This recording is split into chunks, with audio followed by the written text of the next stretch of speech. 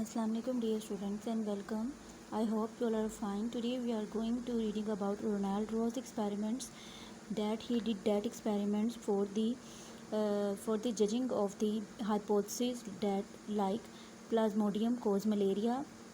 So let's start this topic. First of all, Ronald Ross took an Anopheles mosquito. उसने Anopheles mosquito को use किया and then he did experiments. Ronald Ross, an British Army physician and working in India in 1888. In 1880s, he performed many experiments for the judging of the hypothesis that Plasmodium cause malaria.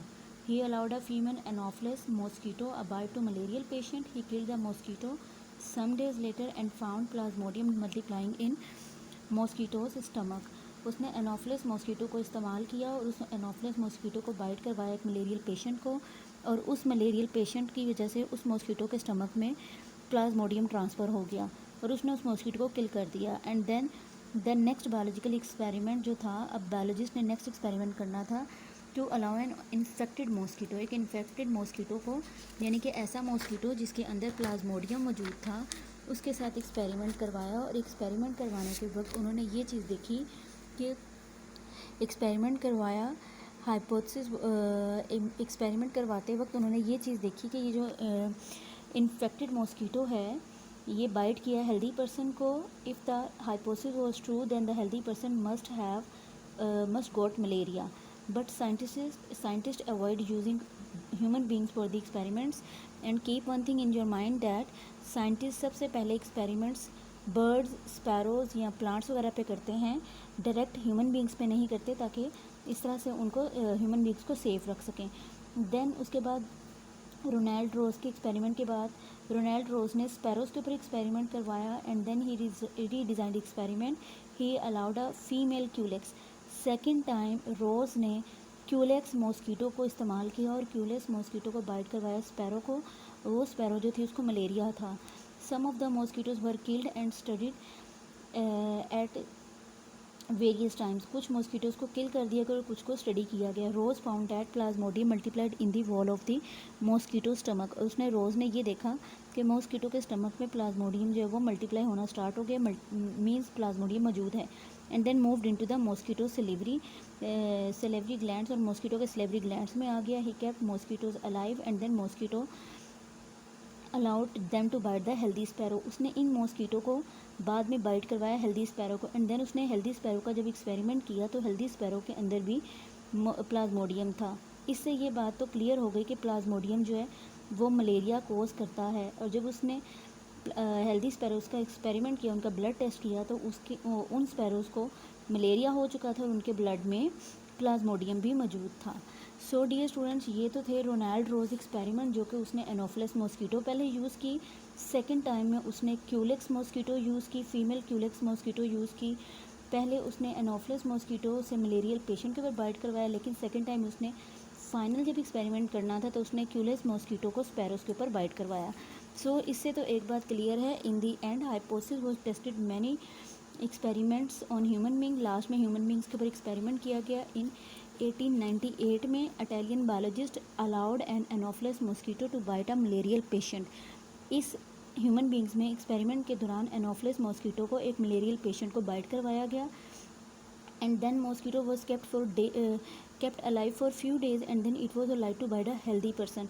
और फिर इसी mosquito को एक healthy person को bite करवाया गया. पहले एक एनोफिलस मॉस्कीटो ली गई, उसको मलेरियल पेशेंट को बाइट करवाया गया, और आफ्टर दिस एक हेल्दी पर्सन को बाइट करवाया गया. अब हेल्दी पर्सन का जब ब्लड टेस्ट किया गया तो उसके अंदर उसको मलेरिया हो चुका था और उसके ब्लड के अंदर प्लाज्मोडियम मौजूद था. इससे ये बात क्लियर हो गई कि जो प्लाज्मोडियम है वो मलेरिया का कोज है, मलेरिया को कोज करता है. So let's have a look on this pic. देखिए, सबसे पहले स्पैरो जो है जिसको मलेरिया था, क्यूलेक्स मॉस्कीटो ने स्पैरो को बाइट किया. क्यूलेक्स मॉस्कीटो के अंदर प्लाज्मोडियम ट्रांसफ़र हो गया. जैसे ही इस इन्फेक्टेड क्यूलेक्स मॉस्कीटो ने हेल्दी स्पैरो को बाइट किया, अब हेल्दी स्पैरो के अंदर प्लाज्मोडियम ट्रांसफ़र हो गया. इस हेल्दी स्पैरो को जो टेस्ट किया गया तो इस स्पैरो को मलेरिया था. नेक्स्ट एंड फाइनल एक्सपेरिमेंट किया गया ऑन मैन. एंड एक मैन था that was ill with malaria. उसको एनोफिलस मॉस्कीटो ने बाइट किया तो एनोफिलस मॉस्कीटो इन्फेक्टेड होगी। जब इस इन्फेक्टेड मॉस्किटो को हेल्दी मैन को बाइट किया तो हेल्दी मैन भी इन्फेक्टेड हो गया, उसको भी मलेरिया हो गया। और जब इस हेल्दी मैन का ब्लड टेस्ट किया गया तो इसके ब्लड के अंदर प्लाज्मोडियम मौजूद था। सो इन एक्सपेरिमेंट से ये बात क्लियर हो गई कि एनोफिलस मॉस्किटो जो है ये मलेरिया कोज करती है and plasmodium is the cause of malaria. जबकि यहाँ देखा जाए एडीज़ मॉस्किटो जो है ये डेंगू फीवर कोज करती है।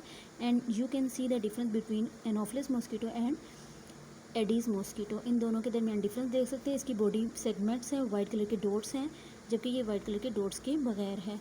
So now we will see theory, law and principle. अब हम देखते हैं थ्योरी, लॉ एंड प्रिंसिपल के बारे में कि थ्योरी, लॉ एंड प्रिंसिपल क्या चीज़ है।